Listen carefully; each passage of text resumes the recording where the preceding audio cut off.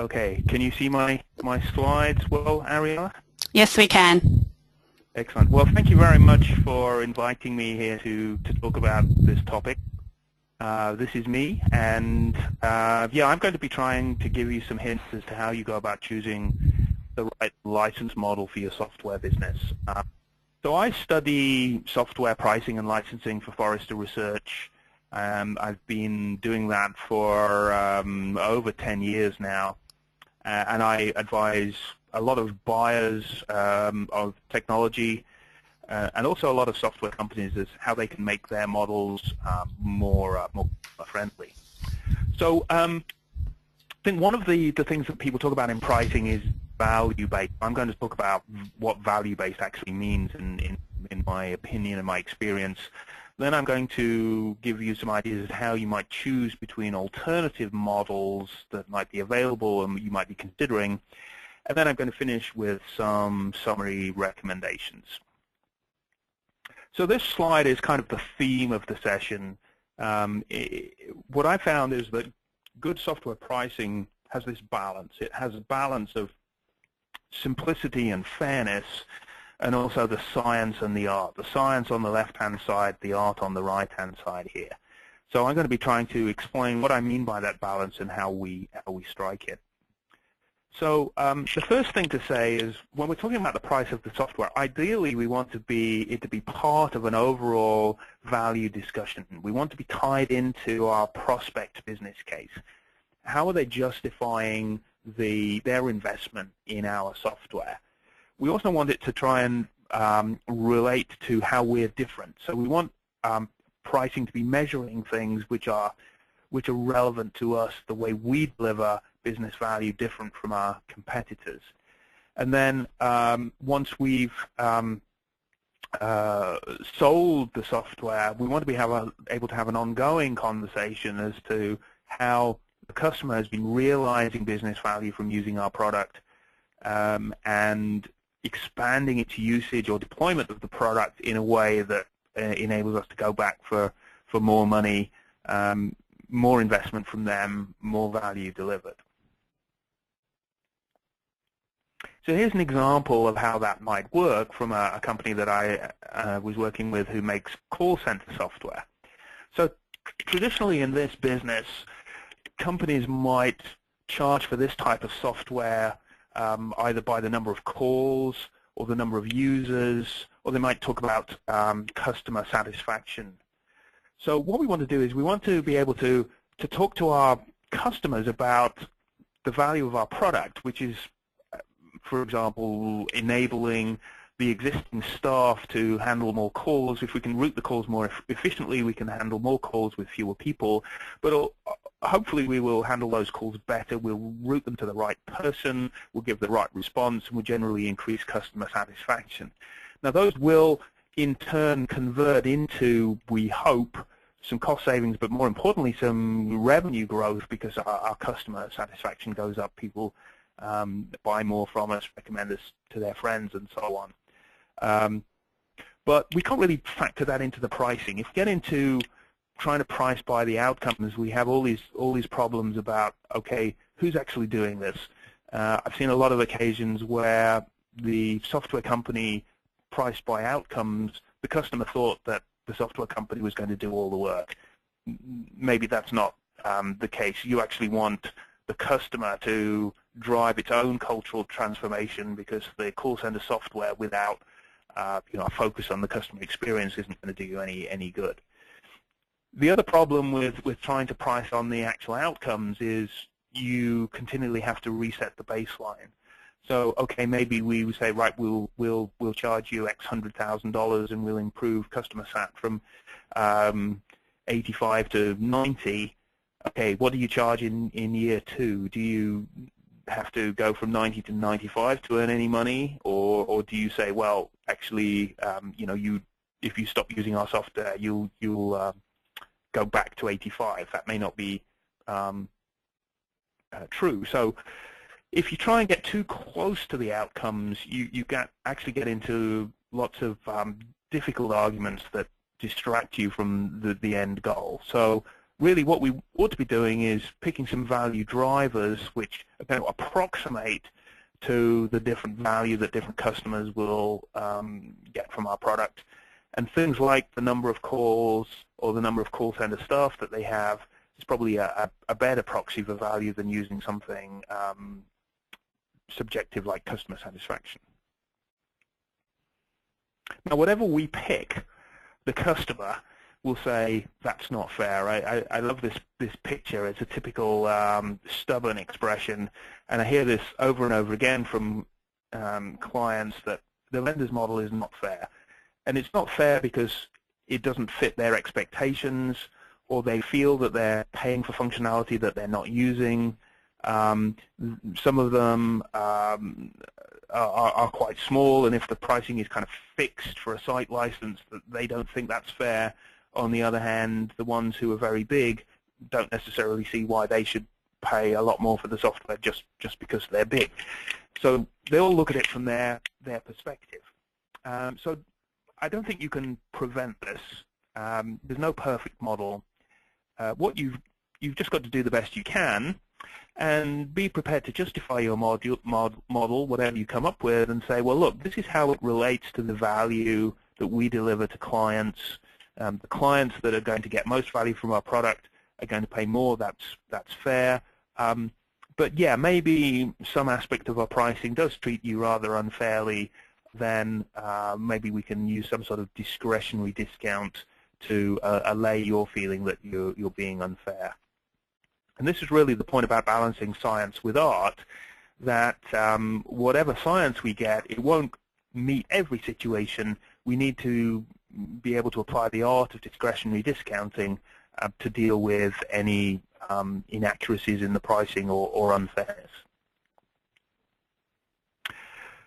So this slide is talking about the balance of simplicity and fairness. I get a lot of complaints from clients about software vendors whose pricing is perceived to be complicated. And yes, you should err on the side of simplicity, because if you get too complicated, have too many moving parts, too many different line items in your price list, you spend all your time discussing pricing issues with the prospect, trying to explain the metric that you use and how they're going to count it and why it's relevant, instead of being focused on how your product is delivering distinctive business value. If we have too many optional modules, we end up with dozens of little mini sales cycles where we try and convince the buyer not to scratch out each module in turn in our proposal.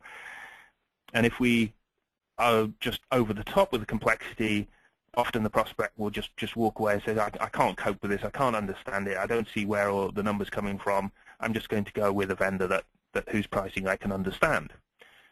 But on the other hand, if we go too far the other way, if we just have one price fits all for every customer, then we're never going to be at the right price point. And a lot of customers are going to say, well, no, that's way too much, I'm not going to buy your product. And equally badly, a lot of customers who would have been willing to pay a lot more will just pay this single price. So too much simplicity is as bad as too little. The other point on the side of the fairness is we want to charge less to the customers who are smaller or less complex, because then if they grow, if we help them grow, we can go back for more money as they use more of our software, deploy it more extensively, have more users, whatever our metric is. So that's fundamental to software pricing, that we can grow our revenue over time. Whereas if all we have is a flat price, we can't do that. Whatever we get on day one is the maximum we're going to get. So how do we actually achieve that balance? Well, an analogy to look at is this coffee shop. We've got a range of products that we can buy, possibly too many, actually. A lot of people get confused by the number of different SKUs on offer on the board there. So what we want to do is bundle the individual components into a few line items, a few stock keeping units. Then there are some things that are optional extras. You know, all these pastries and cookies. We could just include them in the price of the coffee, but then that wouldn't be fair. Not everybody wants those optional extras, and so a lot of customers would feel like they're paying for something they don't want. So we make a few optional extras that people can buy if they want, but we don't go too far. So on the left, you've got all the milk and the sugars and things. We don't charge for every little extra. We bundle those in, because if we charge for everything, the customer would object. We're nickel and diming them or making life too complex. So really, this is key to getting the pricing right, is the packaging into a small number of stock keeping units, identifying the things that are really optional extras that some customers will want and others will not, and then throwing in at no extra cost all the features that are too small to sell individually. So that's all about packaging. Now we have to pick license metrics for the products, those SKUs that we're selling. I want to spend a little bit of time talking about hardware-based metrics. A lot of software 5, 10 years ago was priced based on the number of PCs on which you installed it, or the number of servers on which you were running it, or the number of processors, or stuff like that. Actually, buyers don't like that sort of metric anymore. It used to be pretty much the only way to buy software. That's no longer the case. One of the problems is that the buyer, which is this guy on the left here, he's trying to reduce his costs, keep costs under control, get savings every year. And if he's buying software under a metric like per processor or per core, his costs are going up every year, and the faster he runs down, the faster the escalator takes his costs up. And buyers don't like that. They want costs to be predictable, controllable. So try and avoid hardware-based metrics if you possibly can. Sometimes it's unavoidable. There's no good metric, and it's the dominant model in the industry, particularly when you're talking about things like infrastructure. But in applications, we should really try and avoid counting bits and bytes and hardware. The customer doesn't see any link between the processing power they throw at an application and the business value they get from it. They can't track it, particularly if there's cloud deployment. Sometimes it's the best or least worst alternative, but we should still try and avoid it. Now, a good alternative often to hardware is user-based pricing. The big mistake with user-based pricing is to have one price trying to fit every user. This is the simplicity and fairness argument again. I recommend thinking of users in terms of personas, the different types of people who will use your product and the different ways they will use it. Very often we can think of our user community as content creators, content reviewers, content readers. So if we're looking at content management or web publishing or spreadsheets and PowerPoint slides, and we have some people like me who use the product all the time, over and over again. We have other people who maybe just look at content from time to time and don't do much with it. If we have a single price for everybody, then what's going to happen? Your customer is going to be very happy with the price for his heavy users, but the lower users he just won't buy licenses for those people because the cost-value equation doesn't tie up. So you lose money both ways. You've left money on the table for the heavy users. You've lost sales for the lower users. So try and think of the usage profile in terms of personas and in some way match the price to them. Now, having done that, you want to track the actual usage. Not so that you can have some detailed pricing where every time they open a document, they have to pay another couple of dollars to the software company. They hate that. But we do need to check that the profile that they bought is approximately what's happening in practice. Not just because of compliance issues, but more importantly, to make sure they're getting value from the product. The trend towards software as a service has flipped everything from really being worried about overusage to software companies being worried about underusage, because underusage means they're not getting value from their product. They may not renew their subscription when the contract's up. So really measuring actual usage as deeply as we can is vital to be able to ensure that you can jump on any customers who aren't getting the right level of value from the product. They're likely to be dissatisfied. You can proactively work with them to say, hey, how can we drive usage up? So don't charge transactional fees. That just deters people. It drives the wrong sort of behavior. People kind of use side systems rather than using your software. That's no good for anyone. But measure usage so that you can deliver more value. Another part of identifying the right metrics is to try and deconstruct your customers' business cases. Think of different customers that you have. How are they going to justify buying your software product? Where's the business case going to come from? Because, at least in theory, the higher the R they're going to get, the higher the I they'll be able to justify. And really that comes in terms of the two dimensions of size and complexity. So, for example, if think of two customers, one making a big ticket item like an aeroplane or an oil rig or a big production line, and then another company making a high volume, low value item like nuts and bolts or MRO items or something like that. How are these two companies going to get business value? What's the driver? Is it the size in terms of revenue or employees? Or is the complexity in terms of the complexity of their bill of materials or the number of different SKUs that they have and that they keep in inventory? Which of those are most important to them? What KPIs are they going to measure?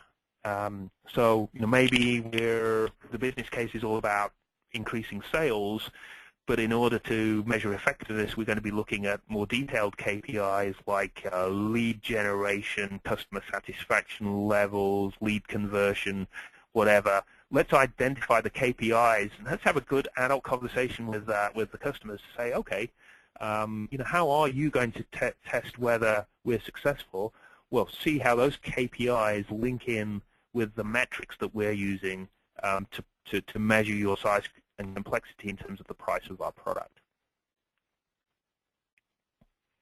So here's an example. A company I was working with involved in personalizing recommendations as part of an e-commerce website, identifying who is using the website and what products and content should be presented to those users.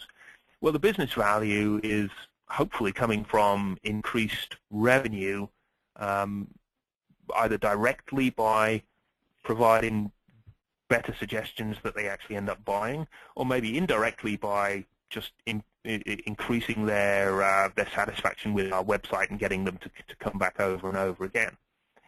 So one KPI that this company identified as a measure of success was the number of suggestions that it put in front of users which actually converted into orders. And then the other one was where could they identify returning visitors. But those are the outcomes. They aren't necessarily things that we can measure in the pricing cycle. So really the best proxies turn out to be things like the overall revenue, maybe the number of different visits to the site. Here we're getting measures of the size. One of the challenges is the complexity. So certainly if we've got a company that has a very broad product range, then the personalization engine has more work to do in picking the right ones for the customer. Whereas if the product is one of these big ticket items, getting the right recommendation can turn into a really valuable sale but the complexity of the recommendation isn't as great. So that's the sort of thought process that we went through with this company to try and work out, how to reflect these things. And the end result was that, basically revenue was the best proxy, but some of these aspects of product range would have to be taken into account with the art side of discretionary discounting. Here's another example, which was a product that looked at a company's accounts payable invoices coming in, looking for savings opportunities. Again, the business value is the savings that are generated, but that isn't a good way to price the software because of the challenge of resetting the baseline. So really the choices are the invoice quantity and or the invoice value, and those were the best proxies for value for this particular example. So okay, how can we put that together in summary? So we start off with looking at our customer's business case justification. What's that going to look like? Can we kind of reverse engineer that, and so that we can talk actually in terms of business value, like sales and costs and profit and cash flow and that sort of thing. How can we then pick the aspects of that business case that are most in line with what we're trying to sell? Which are the ones that we drive up most particularly? And then how could we measure the underlying dimensions, the underlying drivers of size and complexity in a way that balances simplicity and fairness? So we're not trying to measure everything, we're just trying to pick something that's good enough. And once we've got the model, we don't apologize for it. We explain why it aligns with our value proposition, but we should be prepared to accept that our pricing isn't always perfect, and maybe sometimes we'll walk away from a deal, and other times we can combine the science and the art in the actual negotiation so we can adjust for unfairness in the model.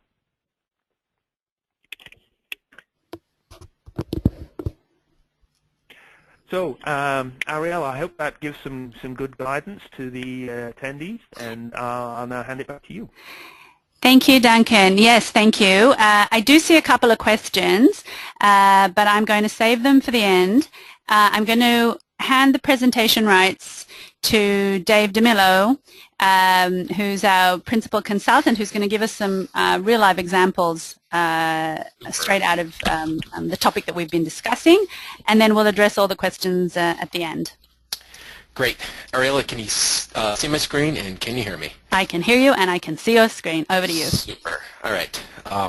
My name's Dave DiMillo. I run our consulting business for the SM, or the Software Monetization business unit for SafeNet. I work with our largest customers to help them put together their licensing plans. So if you think about the things that Duncan just described around your license models and so forth, the next step would be, how do you operationalize that? How do you transact against it? How do you go to market and actually make that stuff work for you, work for your business, work for your customers? So I engage with our largest customers, help them put together their strategic plans and their vision and so forth, and understand what it's going to take to sort of get there and over the course of time. And you'll see some of the things that I work on coming up here. But you'll see my email address on the screen. I love talking to customers, so any of you folks have questions or you just want to chat about these things directly, feel free to reach out to me anytime. So I'm gonna get rolling here and try to extend the dialogue from where Duncan left off, and really kind of focus in on usage-based licensing because it's such, and pricing because it's such a relevant topic in our industry over the last year or so. And in my mind, it comes back to usage data. And if you think about our business, the SafeNet, in the traditional entitlement management and license control and enforcement business, it's been a real, the trick is how do you actually measure that usage, right? How do you get the data? How do you aggregate it and be able to be in a position to transact against it? That's really been the elusive thing over the years, because without the data, a usage-based model obviously clearly is useless. Imagine having a cell phone plan where you're paying for so many minutes, but your provider can't measure the minutes. It's, right, it makes no sense. So we're going to come back to this, and I'll step back a little bit and show you where we came from here. So SafeNet's customers, just to help you understand where we're coming from, our customers span, you know, verticals and markets globally. Customers are traditionally, you know, pure software vendors, as well as many customers. In fact, I would say most of the customers that I engage with are device and equipment manufacturers. We're really strong in the healthcare space and telecom and networking space, and you can see some customers like HP clearly, you know, span those verticals. Okay, so if we take a look at those two buckets, how those vendors, those types of vendors, have traditionally gone to market in the pure software space, it's really been with standalone license models. So that's, you know, a piece of software that's licensed to run on a particular, you know, server or desktop and so forth. Concurrent-based licensing, so that's a shareable license. So, you know, X number of users can share N number of licenses. And, you know, you have module-based and feature-based licensing, mostly purchased on a perpetual or a subscription model. Pretty straightforward. Probably no new news there. And then with our hardware manufacturing customers, you know, they typically sell these devices per system. So you know, you buy a box. You may buy some pre-purchased capacity on it. So you buy a disk array that's programmed to you know, to hold so much data, as well as buying some add-on modules.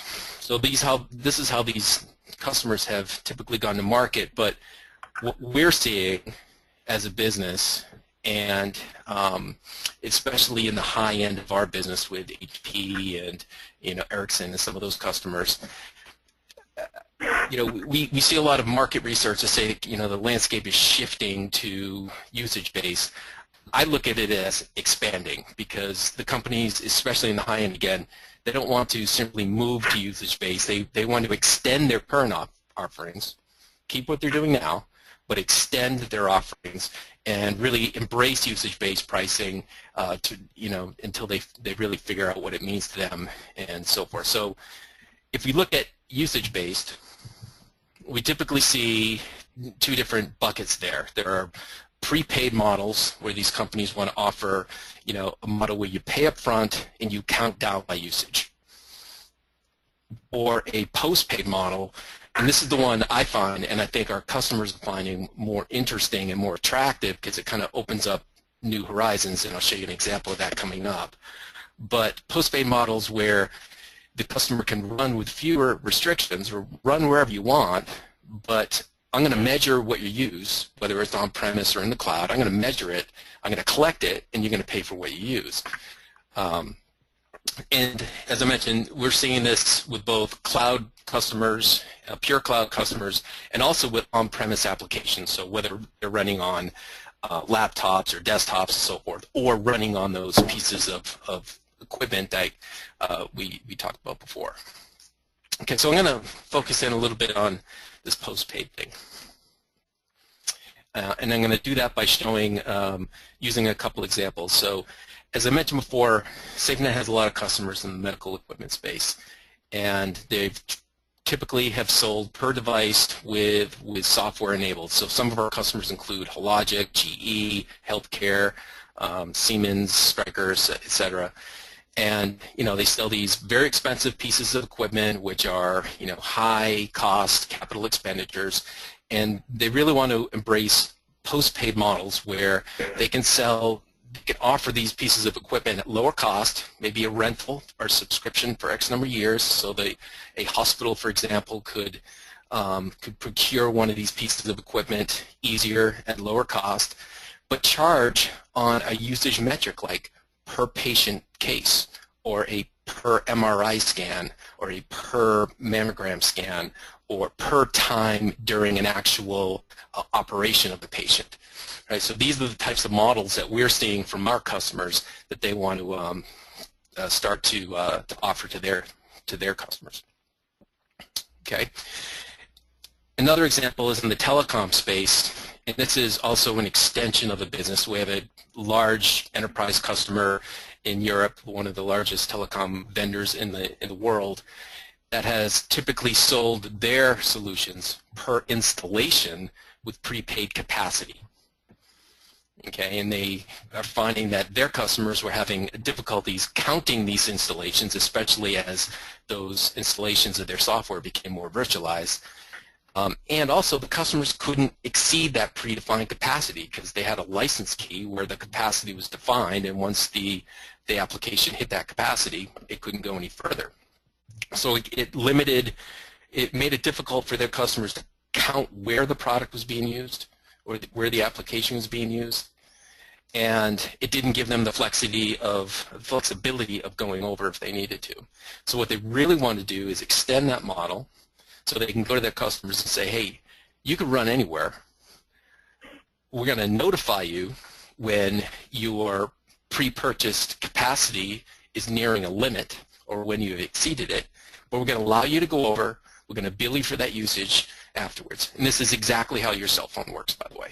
So you sign up for X number of minutes per month, but they allow you to go over, and you may elect to get notified when your usage hits a certain amount. That's how we operate our household, so I know which kid to yell at when they go over on their minutes and tell them to get off Netflix. So, so this is what this vendor's doing. And so we have to, the next question in my mind is, so what's changed? How do we enable these things? How do we make it reality? Because again, without the data, this thing is useless, right? And the analogy I'm using here is pulling the rabbit out of the hat is we finally figured out a way to collect the data, collect that usage locally, even if it's being used within a customer environment, collect that usage, transfer it back to the vendor, aggregate the data if it's coming from, when it's coming from multiple points, store it, and be able to report on it to transact. And that's through the SafeNet Sentinel Cloud solution. And when I say finally, we've been doing this for a couple years now, but our customers are really excited about it, and I'm going to show you some examples of how it works. But the basic elements of the solution are an entitlement back office, entitlement management back office. The secret sauce here is the license server that we host in our cloud. I'll show you how that works coming up. A software application, whether again it's running in a cloud somewhere or whether it's running within a customer environment, can automatically detect when a new license is available or when license updates become available, or let's say when they renew a subscription, having those updates automatically propagate down so that it makes it really easy for the customer, as well as local usage collection of that software, of the usage. That includes, which features within the software have been used, for how long, etc. And then periodic uploading of that data back to the cloud, where we give the vendor control over how often that application can check back to the cloud or needs to check back. So our vendor can decide, so our customer can decide what their policies are. So again, the secret sauce here is in the cloud server and how we're aggregating and sending that data back. Okay, but it looks great in PowerPoint, so let's look at a real example and get down to reality a little bit more. So this is an example of a customer that we have out in San Jose. They're a medical device company. They're a multi-billion-dollar company, and they were selling devices that, again, they were high cost, and they were selling per device. So with a cloud-based solution, it works sort of like this, where an order goes into their order entry system. Those data elements of the order automatically flow into the entitlement management solution in the back office. right? We automatically provision those licenses to the cloud, so we make them available for use. And then on the customer side, they simply point the application at the cloud. It figures out who the customer is automatically, pulls down the licenses automatically. It's real easy for them to get their devices up and running.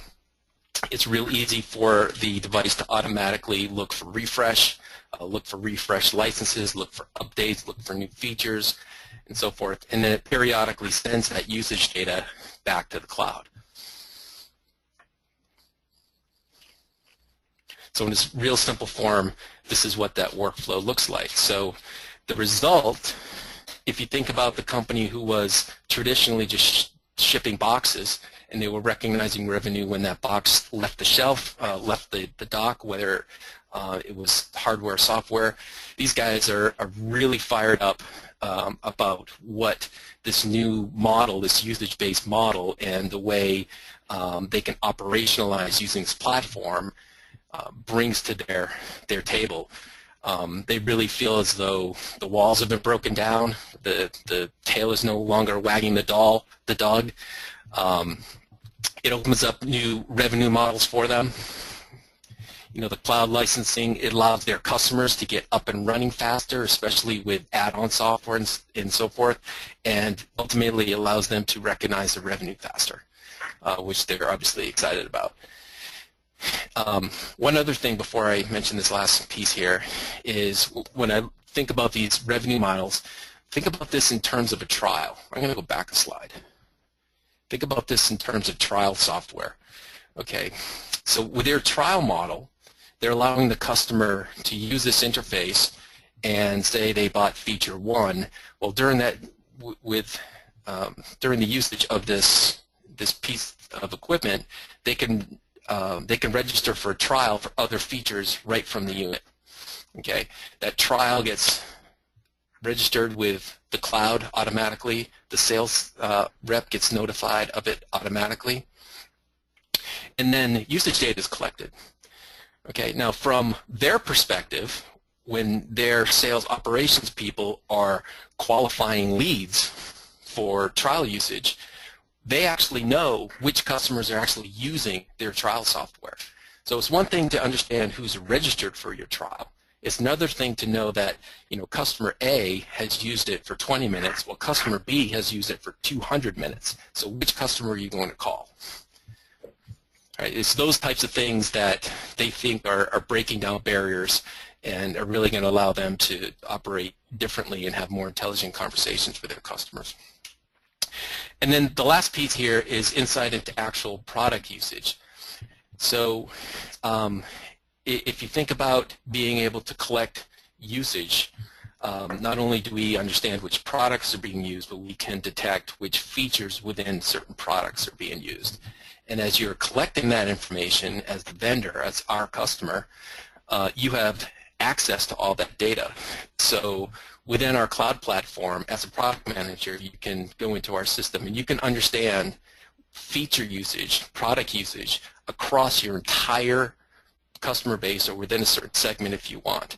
So to me, as a former product manager, this is the holy grail of product management, is really understanding who's using my software, who's using my product, which features within the product are being used, which ones are not. So that helps me understand where I need to invest and how our investments are actually being used by our customers. So let me wrap up here. So if I think about the SafeNet vision, I mean, these are the types of models that we're embracing. These are the things that we're investing in. We think the market is shifting into that direction, as Duncan mentioned. You know, we're building out that platform to make things easier and help you folks operationalize and get up and running and actually be able to transact and do business this way. And we continue to invest in this area. And this is where we're heading. Thank you, Dave. I have quite a few questions, so I'm actually going to start with you, Dave, because this has just come up from a couple of our listeners. how do we manage highly secured environments? So, for example, that's always the question. Yeah, like for instance, on-premise software installed in a bank, and also there was a question about a disconnected environment. So I think both, if you can address both of those, please. Sure, it's the same question. Yeah, imagine this, if you can still see my screen here, imagine this customer here does not have internet access. So we have, within our platform, we have some technology that allows the vendor, actually I'm telling you which vendor it is, I forgot to take that off, to, sorry about that, to do the activation outside of the secure environment. So basically the workflow is the customer would figure out the quote-unquote the fingerprint of the device ID from that particular node, and then do the activation using the web portal, uploading that information to the cloud, downloading the license, a file that includes the license policy that can be applied back to the device to enable it, and then usage collection will be done, sneakernet as well. Thank you. Let me say one more thing though. Yep.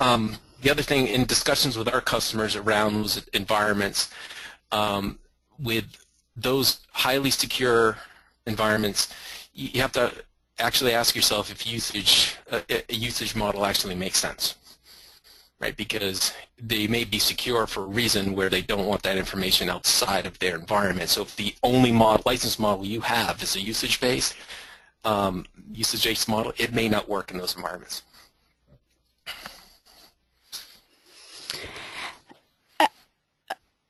Okay, thank you, Dave. There's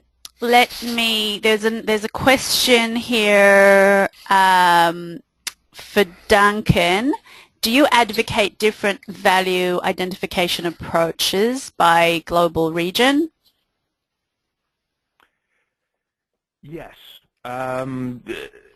That is one of the dimensions that you have to take into account. Some vendors have others like vertical industry and so on. They're all relevant dimensions, and for some companies the best way to do that is via the art side, to say, well, okay, we're selling in Latin America, we'll give a bigger discount than if we're selling in North America.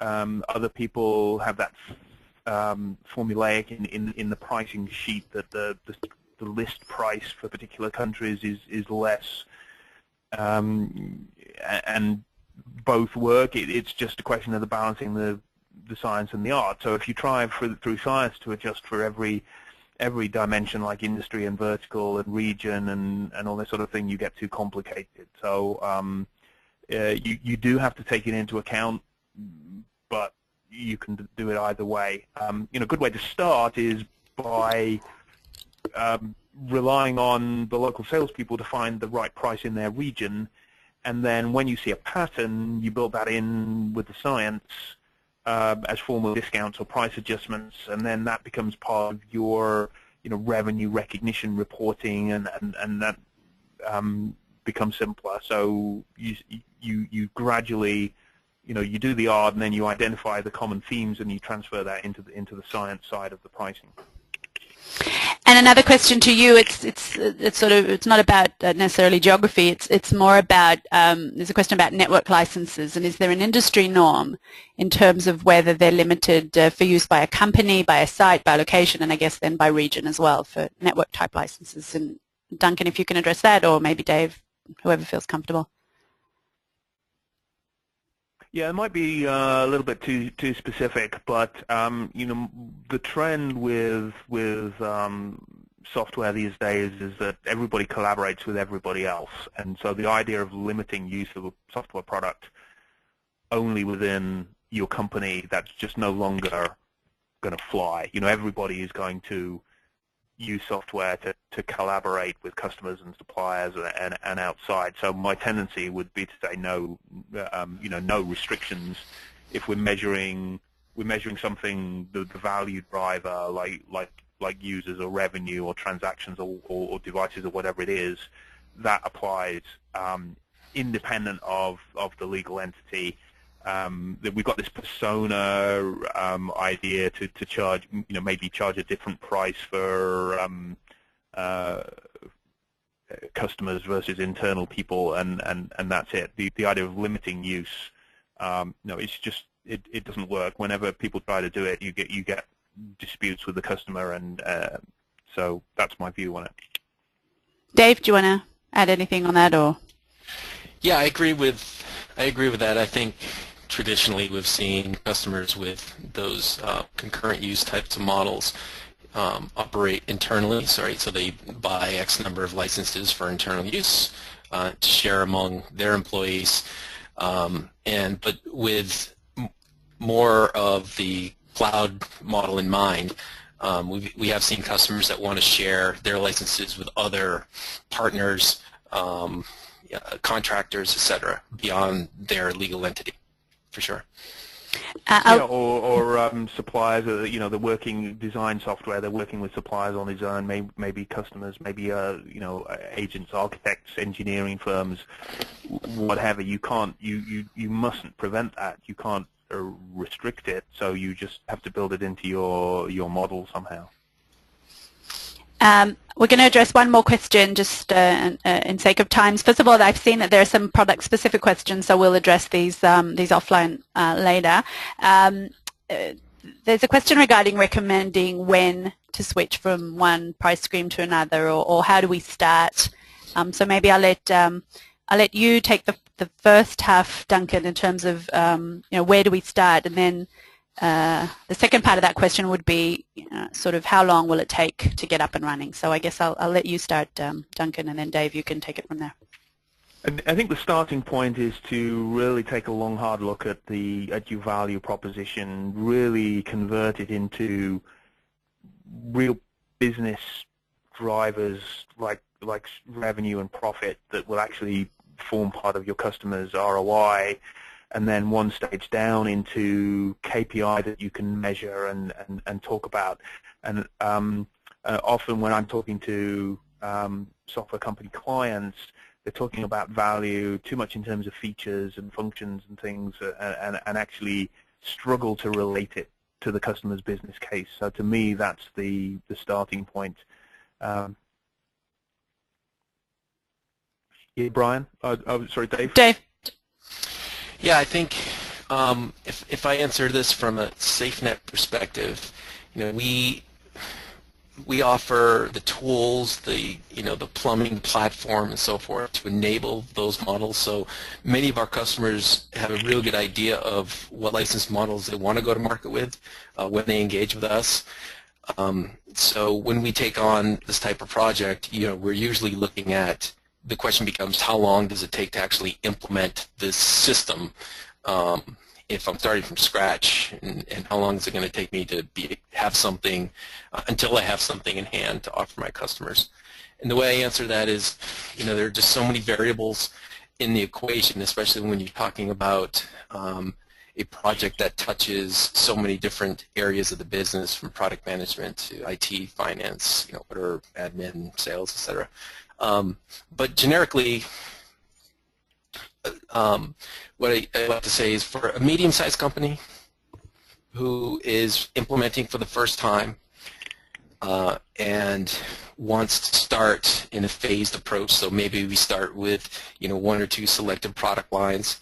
Maybe we can start with a model where the licensing back office isn't integrated yet with the ordering system. So there's a manual step between the order placement and when the licenses hit entitlement hits the back office. So if we phase it out over time, usually for a medium-sized company, you're looking anywhere between 6 to 9 months. And I say that because typically it's not as much of a technical challenge as it is a business process challenge, and just really understanding what your use cases are going to be and your order workflow and who's going to do what. And when a customer buys something, here's all the things that need to happen and who gets notified and what happens if something goes wrong and so forth. So there's a lot of business process to think about surrounding the whole system. So it's not necessarily a technical problem as much as it is a business integration issue. So that's generally how I like to answer the question for a larger organization, I can talk about HP because they just went live this past weekend, and they're very kind to let us discuss the project openly. That's the highest of high ends for us as far as the licensing system. We started with those folks a year ago, and they went live this weekend. Exciting. Okay.